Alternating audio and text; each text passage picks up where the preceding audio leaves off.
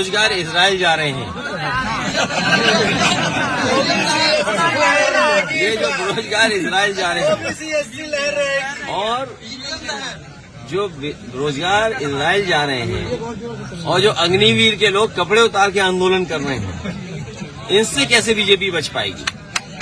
और ये जो नई आवाज उठी है पीडीए वाली, इसमें पीड़ित दुखी अगड़े भी हैं, ये ना भूलें अपने आप को। जो पीड़ित हैं, दुखी अगड़े वो भी हैं और पिछड़े दलित अल्पसंख्यक आदिवासी भाइयों का ये समूह है और आधी आबादी के साथ आगे बढ़ रहे हैं। तो 90% लोग इस पीडीए में शामिल हैं, तो भारतीय जनता पार्टी कैसे बचेगी। देखिए, भारतीय जनता पार्टी अपने वोट को न बिखर पाए, इसलिए उन्होंने चलते चलते ये सम्मान देने का काम किया। अखिलेश जी, इंडिया गठबंधन को लेकर भाजपा तंज कस रही है कि आप लोग दूल्हा अभी नहीं डिसाइड कर पा रहे कौन होगा। सीट शेयरिंग को लेकर भी कांग्रेस नाराज है। बीजेपी को चिंता इस बात की करनी चाहिए कि उनके सांसदों की परफॉर्मेंस क्या है। यहां तो मान लीजिए गठबंधन के सांसद जीते थे, लेकिन उत्तर प्रदेश की सरकार उनकी रही, दिल्ली की सरकार उनकी रही। लखनऊ से चलकर के मैं बलरामपुर आया और मैं नीचे नीचे देखते आया कि अगर कहीं भी उन्होंने कोई कारखाना लगवाया हो तो बता दें हमें। जो आरोप समाजवादियों पे लगाते थे, अरे डबल इंजन की सरकार और इन्वेस्टमेंट कितना, 40 लाख करोड़।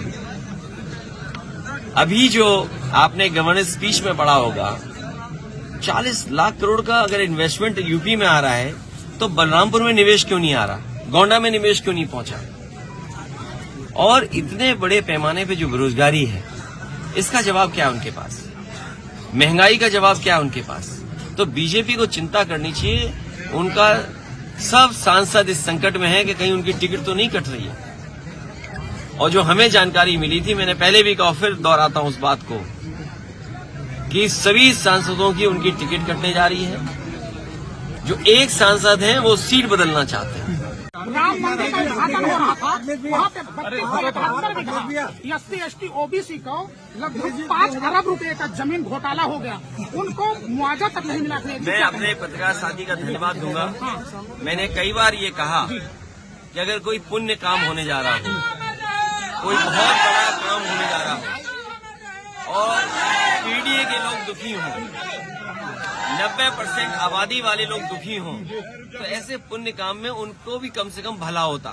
और अगर जमीन घोटाला हुआ है, वो भी अगर गोंडा है, बलरामपुर है या अयोध्या जैसी जगह पर 32 तो 71 तो सोचिए आप कल्पना करिए कि किस नाम पर, किस सरकार में इस तरह का घोटाला हो रहा है। अखिलेश जी, 2024 लोकसभा तो ये बीजेपी के लोग सबसे बड़े भूमाफिया हैं, याद रखना आप।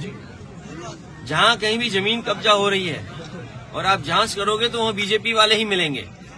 बीजेपी, भारतीय जनता पार्टी भू माफिया पार्टी बन गई है।